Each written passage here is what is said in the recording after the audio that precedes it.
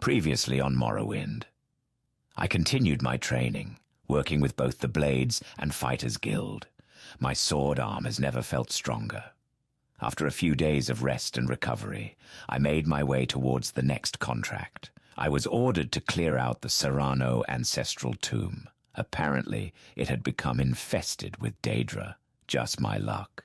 The tomb itself was massive, and the Daedra within proved to be quite the challenge. I was able to find the demonic hunger behind it all, and ironically enough, killed him using a scroll to summon my own Daedra.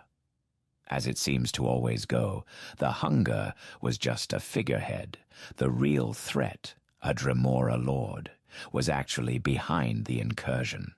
With a swift blade and blessings from some of the small shrines within the tomb, I was able to clear out the infestation. I made off with a few parting gifts before I left. It's funny how fast you lose your morals when money is on the line.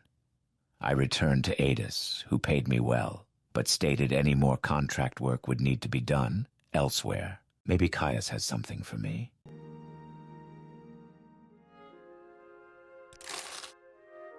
Hello, and welcome back to some more modded Morrowind.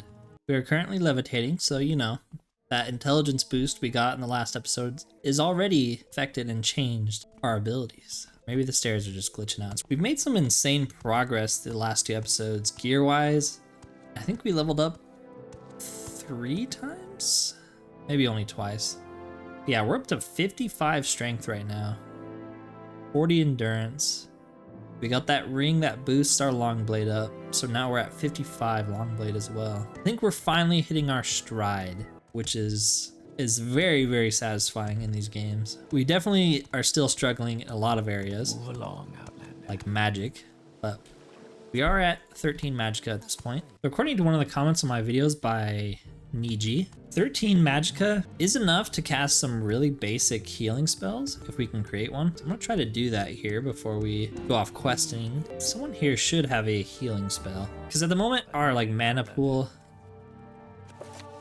skill book, our mana pool is pretty terrible, and magicka does not regenerate naturally in Morrowind like it does in Skyrim or Oblivion. So we kind of just have 13 magicka that's not really doing us any good. So I figured if we crafted some spells, some real basic ones, that'll just give us more healing power, or honestly more useful in my eyes would maybe be a fatigue spell. Because we have a bunch of healing amulets and rings. We have a couple of fatigue ones too.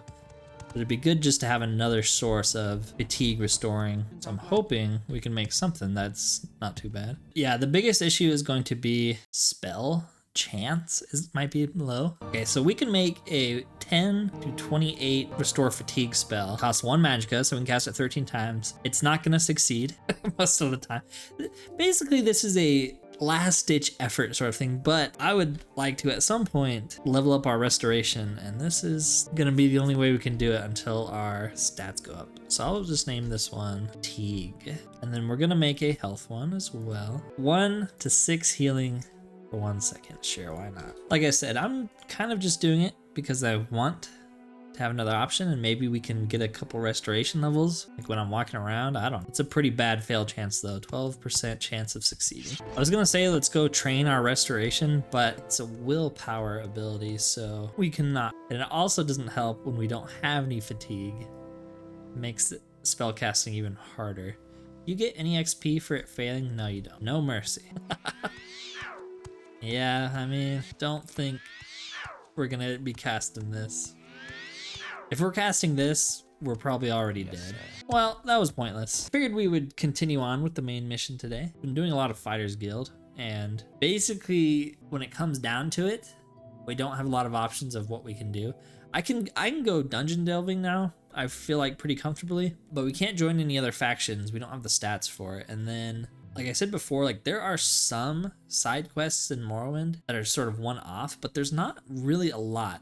There's kind of some road encounters, so we could do a whole episode where we just walk around and explore stuff and pick up random missions and, get the boots of blinding speed or something like that. But yeah, there's not a lot of room and direction for us to really go, honestly, besides the Fighters Guild and the main quest, at least for the moment. That's why I kind of want to get some other attributes moving in the right direction now, so we can join the other guilds finally. The plan originally when I started this series, honestly, was to join the Legion and the Telvanni. Obviously, we didn't build our character that way, so we cannot do either. I didn't want to join a house until we were a little bit further into the campaign. I don't think we could join any of them. Maybe Redoran with our endurance strength. It depends on what they want. But yeah, so I had planned on doing those two, the Telvanni and the Legion, to start, but just not how we leveled. But yeah, so if you have any ideas of what we can do, if you're sick of the main quest or sick of the Fighters Guild, leave a comment. Tell me something cool we can go do. I don't want to. Over, and I want you to interview 3 informants in Vivec City concerning the Nerevarine and the 6th house.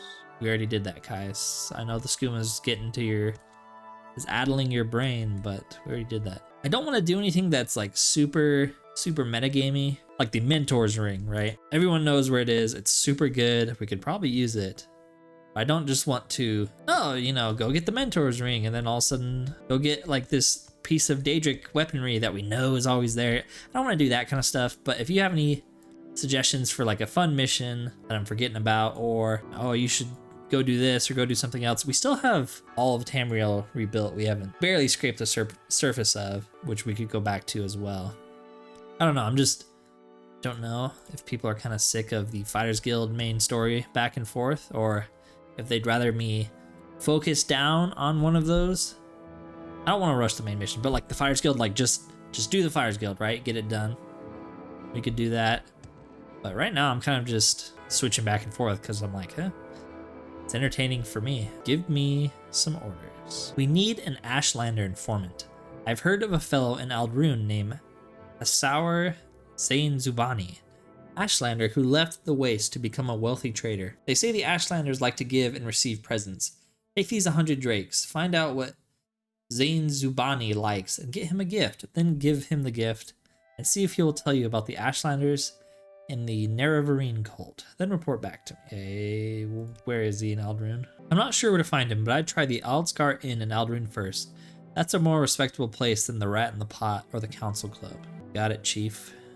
You just stay here and keep smoking that crack. All right. Actually, before we go, while we're here, let's mark Caius's house, just so we can get back here faster. Helps cut down on editing time. Honestly, that's why I love Mark and Recall so much. But yeah, like I said, if you have an idea of what you'd like to see Valdryn do, go somewhere, let me know. I'm always open to ideas. The main quest in Morrowind is pretty long, so I'm not too worried about finishing that anytime soon. We do have 10 grand on us, so we really could bust out some levels and get the personality or intelligence and willpower pretty decently high. I don't know about 30, but we might be able to train these up with this amount of money. I didn't want to level up too much, too fast, you know? You know where Hassour Zainsubani is? The trader? He'll be downstairs reading, or in the back room below the bar. Thank you, Mr. Argonian. You've been most helpful. I am Hassour Zainsubani. May you bless and be blessed. Everywhere. I do not wish to be rude, but if you have business, speak it, for I am at leisure and would prefer to be alone with my thoughts. Hello. Do you know anything about Ashlanders? I see you wish to learn of Ashlanders from me, and what is it that you wish to learn? What are their gift-giving customs? A curious question. A gift is a sign of courtesy among strangers and affection among friends. Among strangers, a thoughtful gift is a sign that you are cautious and considerate, and aware of the other person's wants and needs. Such is particularly useful for traders and travelers. Among friends, it is a private thing and subtle, with great risks, for the test of the gift is how well it is tailored to the receiver. What is a thoughtful gift to you? Yes, a gift that shows you have taken the care to learn something of the receiver. For example, I love poetry. Ooh. No stranger could be expected to know this, but a book of poetry given to me by a stranger shows the giver respects me and has made a special effort to know and please me. But now I have answered your question and would like some time to myself, if you will excuse me. Who doesn't love a little bit of Edgar Allan Poe? when they're sitting around in the Ashlands. What can you tell me about Hassour Zainsubani? Yes, the Ashlander trader. Bibliophile, likes poetry. I have a few such volumes here, I believe. Words of the Wind, Ashland Hymns, By Far Stars. Around here somewhere. Words of the Wind. Sure. Keep the change. This is a gift for me? I am amazed. A copy of Words of the Wind, the words of the Blessed Mothers. I gratefully accept your gift. My people have never loved the written word, and I lament their ignorant scorn for such common yet potent magic. I thank you, and I honor your courtesy, Valdryn Selis. It would please me to return your courtesy by answering your questions. What would you wish to know about the Ashlanders and the Nerevarine cult? Everything. There's too much to tell. Here, take these notes. I've written here what you should know about the Ashlanders, the cult. But most of all, if you are visiting a camp, there are things you should know about courtesy and challenges amongst the Ashlanders. And since you ask about the Nerevarine cult, perhaps you'll be interested in my views on the Ashlanders and foreigners, because a guiding passion of the cult is their hatred of foreigners. Okay, that is a lot of dialogue topics. Ashlanders and foreigners. Most Ashlanders wish all foreigners and their false gods could be driven from Morrowind. At the very least, Ashlanders wish the foreign devils would leave them in peace. Ashlanders think it is shameful to attack unarmed persons, but they will kill without hesitation an armed person who offends them or their clan laws. No Ashlander is fool enough to make war against the Empire. However, if such a war might be won, many Ashlanders might cheerfully give their lives to win such a war. What can you tell me about the courtesies? Ashlanders may challenge a stranger who enters a yurt without invitation. Customs differ with different tribes, but leave when requested and you may be forgiven. Be particularly careful about Ashkans, tribal chiefs and wise women, tribal seers and counselors. Some are welcoming, some are hostile. Be courteous and leave if requested. If offended, they may attack. They worship the great Ashcan and Hortator, Nerevar, Moon and Star, who in ages past destroyed the evil, godless dwarves and banished the treacherous Dagoth and his foul hosts beneath Red Mountain. The cult is of small consequence in Ashlander worship, and only among the Urshilaku do the followers have any influence. Other Ashlander tribes share the sentiments of the cult, but regard the Nerevarine prophecies with suspicion and skepticism. Tell me about the Urshilaku. The Urshilaku are Ashlanders of the northern Ashlands and the West Gash in the northwest part of Vvardenfell. Oh boy. Ashcan Sul-Matuul is their chief, a brave and respected war leader and warrior protector of the Nerevarine cult. The Urshilaku Camp moves with the herds, but usually lies close to the Sea of Ghosts. I've been having some messed up dreams. You know anything about that? Perhaps it means nothing. It is peculiar. The tall figure in the golden mask. It puts me in the mind of the golden helm of the Ordinator. But that does not seem to fit the spirit of the dream. My people take careful accounts of dreams, but only a wise woman can tease from them their meanings. Okay, so I asked him everything else. He actually gave me a quest. I wonder at my son. He has been so long away without a word to his father. Surely he wishes me to die of worry, so he may inherit this fine brandy. He has proposed to chart the rarely visited ancient underground complex at Mamea, west of Red Mountain.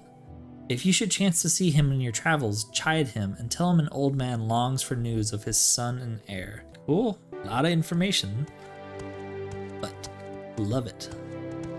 Love the lore of Morrowind so much. So good. Yeah, I think we're just gonna return back to Caius. I'm back. Did you speak with Hassour Zainsubani yet? Yes. Thanks for your report, but keep his notes on the Ashlanders. You'll need them. I'm promoting you and sending you to the Urshilaku Camp to speak with Sul-Matuul and Nabani Mesa. But before you go, I think it might be time to tell you what's going on. Oh boy, here we go. The Emperor and his advisors think you have the appearance of meeting the conditions of the Nerevarine prophecies. That is why you were pulled out of prison on His Majesty's authority and sent to me, so you could satisfy the conditions of the Nerevarine prophecies and become the Nerevarine. Here, this is a decoded copy of the coded package you gave me when you arrived. Read it later, it should explain everything. As you'll see in the decoded message, the Emperor and his counselors say you have the appearance of satisfying the conditions of this prophecy. Do you really satisfy the prophecy? Are you really the prophesized Nerevarine? At first I thought we were just supposed to create a persuasive imposter. Now I don't know what to think. But I'm sure of one thing. This is not just primitive superstition, and we will treat it seriously just as His Majesty commands. So Zainsubani says Sul-Matuul in the Bani Mesa at the Urshilaku Camp are the heads of the Nerevarine cult. So I'm sending you to speak with them. Tell them your story and have them test you against the Nerevarine prophecies. As heads of the cult, they can best judge whether you satisfy the prophecies. When you've spoken to them, report back to me. Here's 200 drakes for expenses, and pick up essential supplies at Fort Moonmoth. Essential supplies? Before you go to the camp, see Utius Vunius and Crulius Pontian at Fort Moonmoth. I've asked them to put aside some potions and scrolls for you, courtesy of the Emperor. In particular, you'll want the cure potions. I hear the blight is very bad up north. And use the divine intervention scroll if you find you're in over your head. It will get you safely to an imperial cult shrine where you can heal, refit, and try again. Holy crap. So that's kind of a bombshell to be dropping on Valdryn right now. He's apparently got all the makings of being Nerevar reborn. Interesting. I'm trying to think how Valdryn would take that news. Probably in disbelief and thinking that maybe Caius has been smoking too much crack again. Nope, according to this decoded package, this man who has been here for 57 days struggled mightily to defeat even the most basic of foes is now supposed to be the man who drives out Dagoth and his blight. No pressure. Why walk when you can ride? Okay, so the camp is kind of on the northern coast of Vvardenfell. Fastest way to get there is definitely Margan. So I think it's the closest. Is We make a special trip just for you. a little closer? Yeah, it is actually. Well, maybe. It's a little closer. So we are going to head to the Ashlander camp. Hello, Mr. Scrib.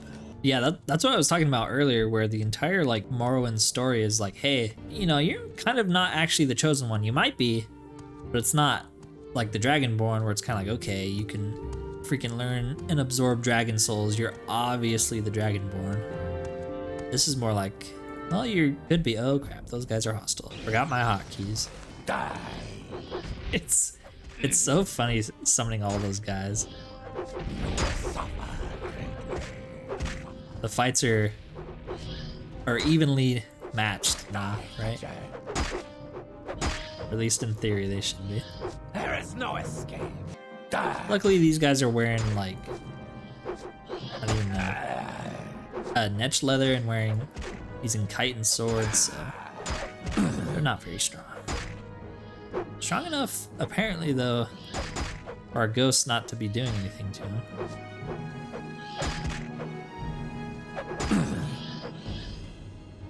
Yeah, they don't even have anything worth taking off him. Yeah, ghosts don't really do a lot of damage, do they? 60 seconds this ghost was smacking on this guy. Nothing. I guess they're more like meat shields. We just hit light armor 50, that's pretty good. And what's our reward? 50 gold. I'll take it.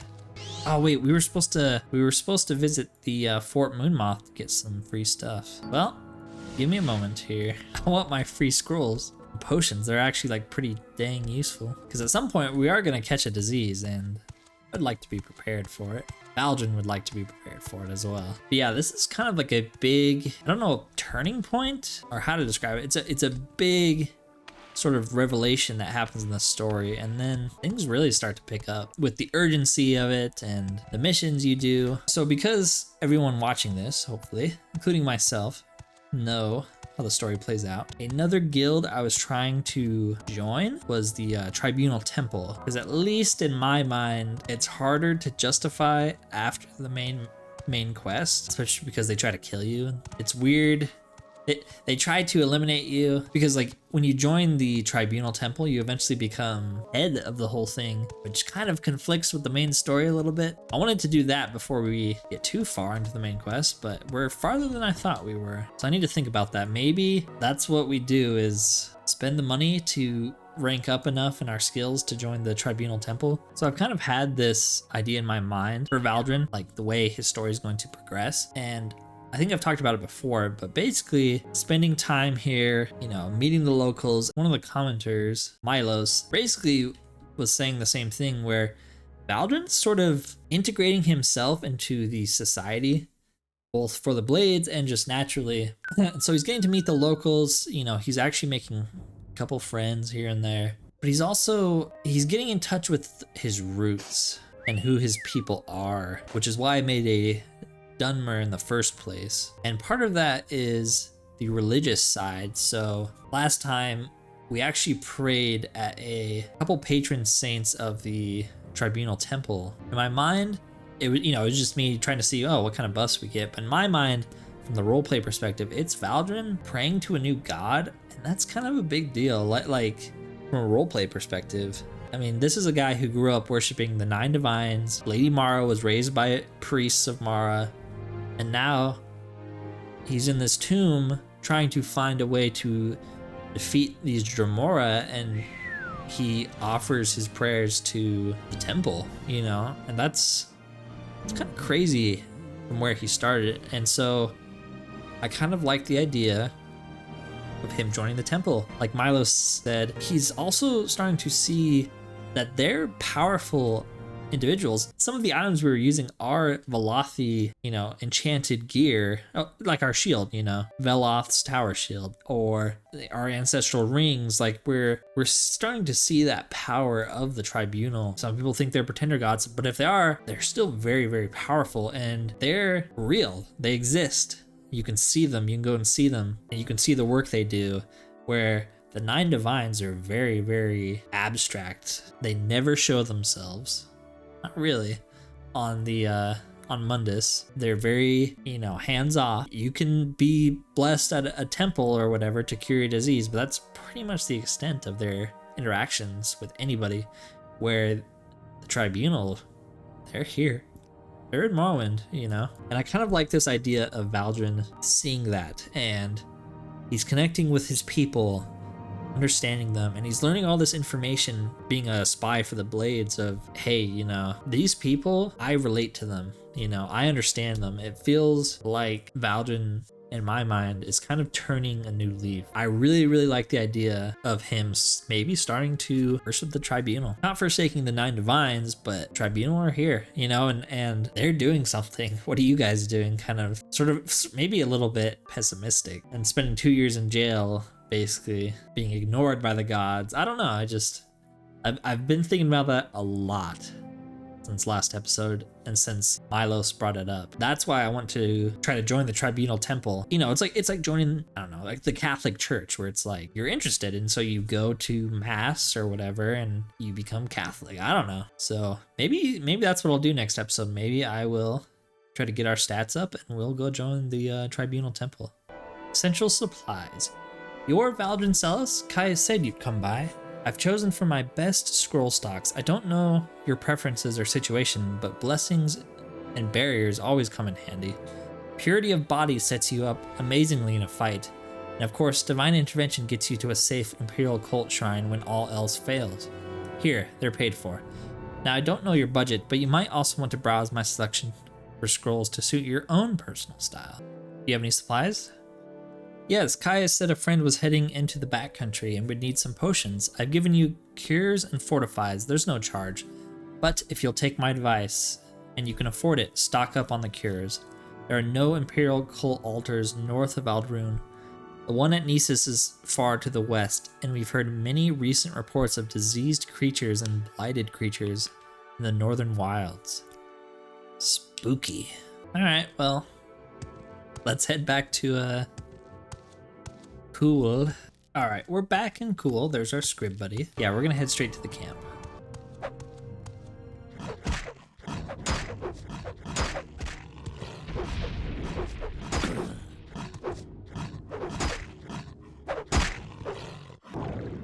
We're actually passing by the same point that we left to get to Vvardenfell and the island over here. Some deja vu, and there are a million slaughterfish below waiting for my waterwalk spell to wear off.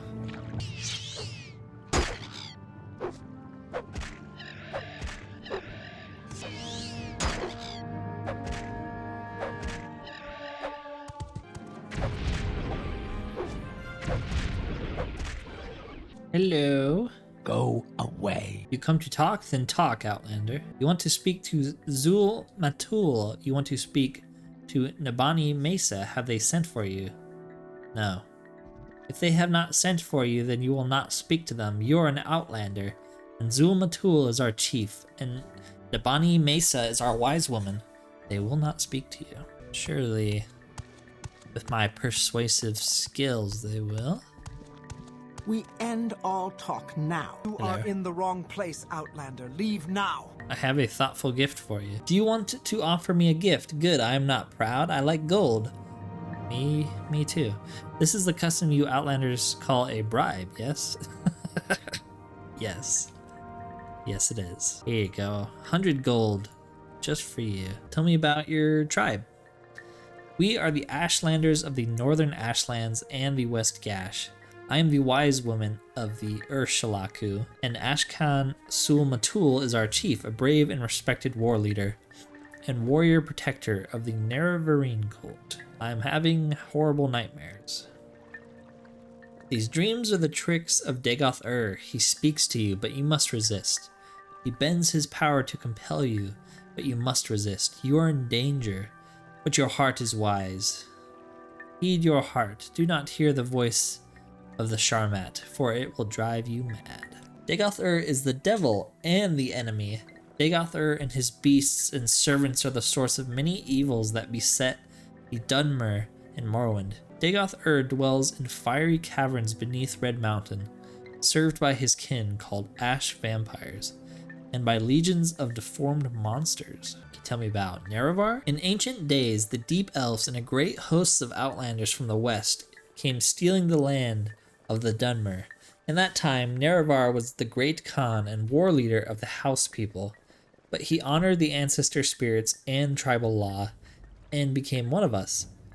So when Nerevar pledged upon his great ring of the ancestors, one clan under Moon and Star, to honor the ways of the spirits and rights of the land, all the tribes joined the House people, fighting a great battle at Red Mountain. We already read this? Though many Dunmer tribesmen and housemen died at Red Mountain, the Dwemer were defeated and their evil magics destroyed, and the Outlanders driven from the land.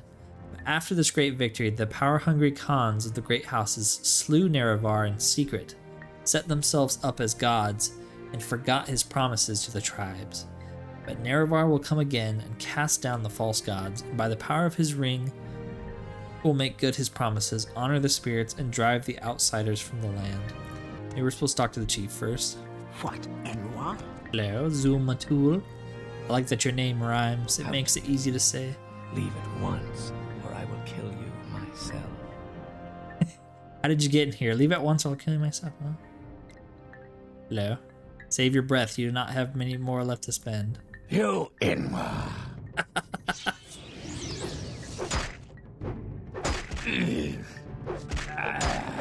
Well, they did warn us. When they tell you to get out of their house, you should do it.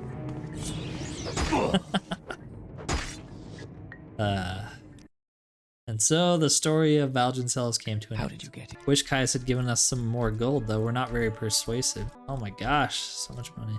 Nerevarine prophecies. What does an Outlander have to say to an Urshilaku of the Nerevarine prophecy? I know little, but I'm curious. I am not surprised you are ignorant, Outlander, and it is not my job to teach you.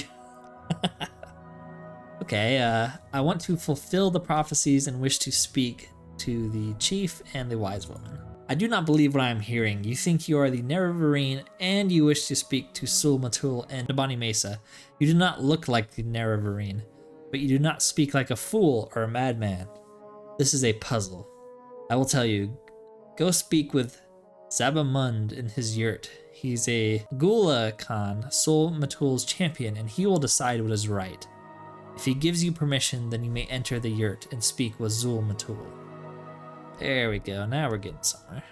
Talk, Outlander. Speak with respect, and I will listen. Can I give you a gift? It is our custom. Among strangers, we honor this custom with gold. Oh my gosh. Please, I need to save this money so I can join the temple. Oh my gosh. So much money. Can we talk? You have no standing among us, Outlander, but you speak well and with respect, so I will explain. It is against our customs that an Outlander should speak to an Ashkan or a wise woman. I'll tell you also that Sul-Matuul has no love for Outlanders. Can you tell me about the prophecies then?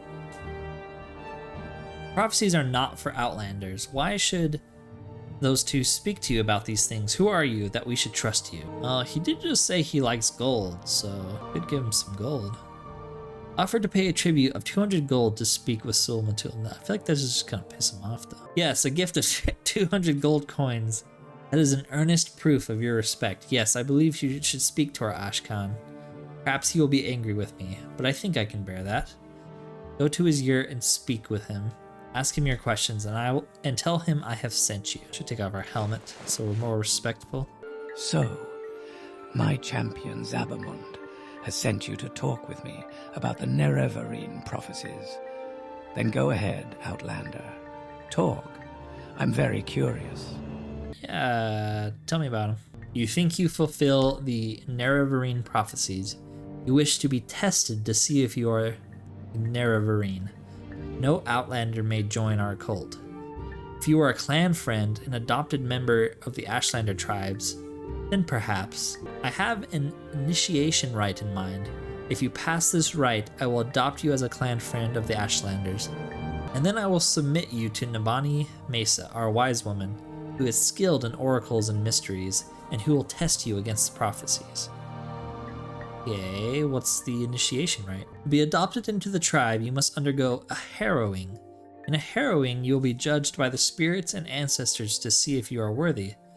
Go to the Urshilaku burial caverns and fetch me Sul-Matuul's bone-biter bow. He was my father, and his spirit guards his bone mold longbow deep in the burial caverns. Return to me with this bow, and I will adopt you into the Ashlander tribes as a clan friend. Where are they? The burial caverns lie to the southeast of the camp, a north-facing door and a little hill halfway between us and the slopes of Red Mountain. Go north from the camp to the water, and then turn east. At a rock cairn on the beach, turn and head straight south until you find the door. The spirits of our ancestors guard the caverns. They will attack, and they will kill you if they can. Force your way past them, or evade them. Get the bow, and return to prove your worthiness. I am ready and able to complete your harrowing, Sul-Matuul. It would be an honor. But, as always, this seems like a great place to end it for today. Next time we will complete initiation and become a clan friend, at least of this tribe. Otherwise, thank you for watching. If you enjoyed it, remember to like and subscribe, and peace out.